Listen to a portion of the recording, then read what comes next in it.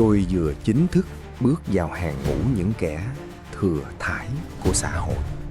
Hay nói cách khác, tôi vừa nghỉ hưu. Câu chuyện này thực ra đã nhen nhóm từ 3 tháng trước, khi tôi thấy mình đứng ngơ ngác giữa sảnh sân bay Tân Sơn Nhất, lòng trống rỗng đến lạ kỳ.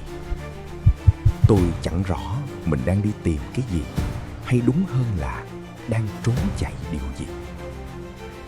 Vợ tôi bảo dạo này trông tôi cứ như một vị khách lạ ghé tạm nhà mình vậy. Tôi cứ ra vào lặng lẽ, chẳng biết đặt tay chân vào đâu cho hết ngày.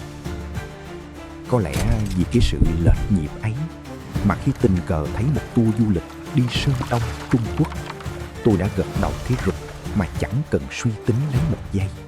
Lúc lên máy bay, tôi tự trấn an rằng đây chỉ là một chuyến đi đổi gió. Nhưng thâm tâm tôi hiểu rõ, mình đang đi tìm lời giải cho một câu hỏi đau đáu. Khi gỡ bỏ cái mác chức danh, công việc xuống, thì mình rốt cuộc là ai giữa cuộc đời này? Chuyến bay dài dằng dặc, tôi cứ dán mắt qua ô cửa sổ nhỏ xíu. Những đám mây trắng muốt lững lờ trôi, chậm rãi như dòng thời gian của một người đã bước sang tuổi 58. Bỗng nhiên, tôi thấy cái quỹ thời gian thênh thang phía trước, sao mà mênh mông và đáng sợ đến thế. Đoàn chúng tôi vỏn vẹn 12 người, phần lớn cũng là dân hưu trí, đồng bệnh tương lân. Cô hướng dẫn viên tên Liễu, một cô gái nhanh nhẹn với vốn tiếng Việt khá sỏi, dẫn chúng tôi đi hết đền đài này đến phố cổ nọ. Mọi thứ cứ bình lặng trôi qua cho đến ngày thứ 3. Cả đoàn dừng chân tại một khu tưởng niệm chiến trường cổ, nơi được tương truyền là vùng đất mà Tôn Tử từng cầm quân thao lược. Trong khi mọi người mải mê chụp ảnh check-in, tôi lẳng lặng tách đoàn, đi lang thang về phía những bụi cỏ dại ven rìa khu tưởng niệm. Giữa đám cỏ khô, tôi bắt gặp một tấm bia đá cổ nằm nghiêng phân nửa dưới đất. Chẳng hiểu sao, tôi lại đưa tay chạm vào bề mặt xù xì ấy. Thật kỳ lạ, dù tiết trời Sơn Đông lúc đó đang se lạnh, nhưng từ mặt đá bỗng truyền sang tay tôi một luồng hơi ấm nóng hổi.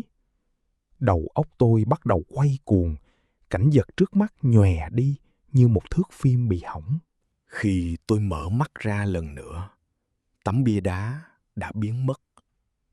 Con đường nhựa bằng phẳng lúc nãy giờ chỉ còn là một lối mòn đất đỏ bụi mù.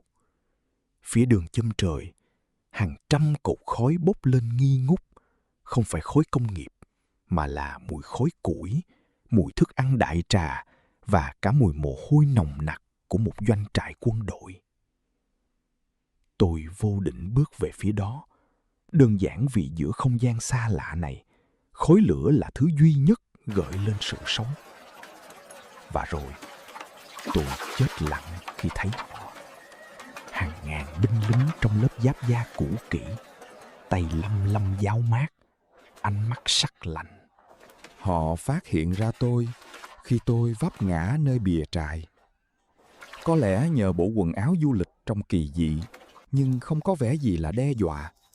Họ chỉ nghĩ tôi là một gã lữ khách lạc đường tội nghiệp. Thế là tôi được quăng cho một chân lao dịch, gánh nước, mài binh khí và dọn dẹp vệ sinh cho doanh trại. Tôi bắt đầu học cách sinh tồn trong một thế giới khác hẳn. Tôi học cách cúi chào theo lễ nghi cổ, học cách hút bát cháo kê nhạt nhẽo trong cái bát gỗ sứt mẻ, và học cách ngủ ngon lành trên đống rơm khô cùng 20 gã đàn ông khác. Từ chỗ khiếp sợ đến kiệt sức, rồi cuối cùng tôi dần hòa mình vào cái nhịp điệu khắc nghiệt nhưng chân thật đến tàn nhẫn nơi đây. Một buổi chiều, tôi nhìn thấy ông, Tôn Tử. Vị tướng quân lừng danh ấy trông gầy gò và khắc khổ hơn những gì người ta vẽ trong sách. Nhưng đôi mắt thì sắc lẹm, như có thể nhìn thấu tâm can người đối diện.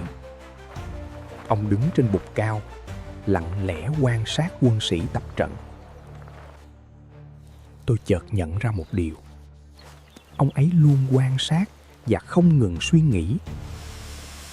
Trong mắt một vị đại tướng, tôi chẳng là ai cả, chỉ là một hạt bụi nhỏ bé trong cỗ máy chiến tranh vĩ đại. Nhưng lạ thay, chính cái sự vô danh tuyệt đối đó lại khiến tôi thấy bình yên. Ở đây, chẳng ai quan tâm tôi từng là ai hay tôi có chức danh gì. Tôi chỉ là một người đang sống. Trần, một cậu lính trẻ chỉ chừng đôi mươi, là người duy nhất hay bắt chuyện với tôi. Cậu dạy tôi vài câu tiếng địa phương Bồi và chỉ tôi cách thắt lại dây giày cỏ sao cho chắc. Đêm đó, ngồi bên đống lửa, Trần hỏi tôi từ đâu tới. Tôi chỉ biết nhìn vào khoảng không và đáp: từ một nơi rất xa. Cậu ấy gật đầu, không hỏi thêm, nhưng đôi mắt bỗng trùng xuống. Trần thú nhận rằng cậu rất sợ. Cậu sợ trận chiến ngày mai, sợ phải nằm lại nơi đất khách khi chưa kịp nhìn mặt mẹ lần cuối. Tôi không có lời khuyên nào cao siêu cho cậu cả. Tôi cũng chẳng có kinh nghiệm chiến trận. Tôi chỉ lặng lẽ ngồi đó, đặt tay lên vai cậu. Trong khoảnh khắc ấy, tôi tìm lại được thứ cảm giác mình đã đánh mất từ lâu. Cảm giác được cần đến, dù chỉ là để ngồi bên cạnh một người đang run sợ trước cái chết. Đêm ấy, tôi đã khóc thầm trong lều. Đó không phải là những giọt nước mắt khổ đau, mà là sự giải thoát. Chúng gột rửa đi nỗi trống trải vô nghĩa của tuổi già mà tôi hằng mang theo. Cuộc chiến nổ ra vào lúc bình minh. Tiếng trống trận dồn dập, oai hùng, nhưng cũng đầy tang tóc, xé tan sự tĩnh lặng của đại ngàn. Tôi được lệnh ở lại khu hậu cần, nhưng từ triền đồi cao, tôi đã chứng kiến tất cả. Đó là một sự chính xác đến tàn nhẫn. Những đội hình của Tôn Tử chuyển động nhịp nhàng, biến ảo như một vũ điệu tử thần. Thật kinh hoàng, nhưng cũng thật quy hoàng. Người ngã xuống như rạ, bụi mịt mù, tiếng la hét vang trời, và cuối cùng kẻ thù cũng dần rút lui. Nhưng Trần đã không trở về. Tôi đứng đợi bên lều cứu thương, lục tìm gương mặt quen thuộc ấy giữa những người lính bê bết máu đang được khiêng vào, nhưng tuyệt nhiên không thấy. Lúc đó, một nỗi đau nhói lên, và tôi chợt hiểu, tôi không thuộc về nơi này. Đây không phải thời đại của tôi, và tôi không thể thay đổi định mệnh của bất cứ ai. Bỉ chiều, tôi lặng lẽ đi bộ về lại nơi mình đã bắt đầu. Tấm bia đá vẫn nằm đó, chìm trong cỏ dại. Tôi quỳ xuống, đặt tay lên mặt đá vẫn còn nóng ấm, và thì thầm lời cảm ơn. Cảm ơn tấm bia, cảm ơn Trần, hay cảm ơn chính định mệnh đã cho tôi một lối thoát. Gió nổi lên, cát bụi bay vào mắt khiến tầm nhìn của tôi mờ đi. Một luồng nhiệt lượng lại truyền qua cơ thể, và rồi mọi thứ chìm vào hư vô. Tôi tỉnh dậy trong một bệnh viện ở Tế Nam. Liễu ngồi ngay bên cạnh, gương mặt lộ rõ vẻ lo lắng. Cô bảo tôi bị ngất xỉu vì say nắng tại khu tưởng niệm và đã bất tỉnh suốt 6 tiếng đồng hồ. Tôi định mở lời giải thích về doanh trại, về Tôn Tử, về Trần. Nhưng lời nói cứ nghẹn lại nơi cổ họng. Chuyện như thế, làm sao ai tin nổi? Tôi chỉ biết thốt lên khe khẽ: xin lỗi, tôi ổn rồi. Nhưng thâm tâm tôi biết, mình đã không còn là người đàn ông hoang mang của ngày hôm qua nữa. Phòng bệnh này quá sáng, quá sạch, và cũng quá ồn ào bởi tiếng máy móc y tế. Tự dưng tôi thấy nhớ mùi khói lửa trại, nhớ cảm giác đôi vai trĩu nặng vì gánh nước, và nhớ cả sự im lặng đầy thấu cảm giữa tôi và Trành. Giờ thì tôi đã về lại Sài Gòn. Vợ bảo trông tôi khác trước nhiều, trầm tĩnh hơn, bớt cằn nhằn, và có vẻ bình thản hơn với mọi sự trên đời. Tôi chưa bao giờ kể cho bà ấy nghe những gì mình đã thực sự trải qua ở Sơn Đông. Nhưng mỗi khi đêm muộn, ngồi một mình trong phòng khách tĩnh lặng, tôi lại đưa tay vào túi áo, nắm chặt một viên đá nhỏ.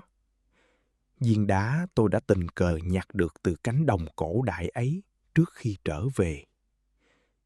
Nó vẫn còn âm ấm. Viên đá ấy là chứng nhân, nhắc nhở tôi rằng tôi đã thực sự ở đó, đã thực sự sống và thấy mình có ích, dù chỉ là một kẻ gánh nước vô danh. Với tôi, bấy nhiêu đó là quá đủ cho một đời người.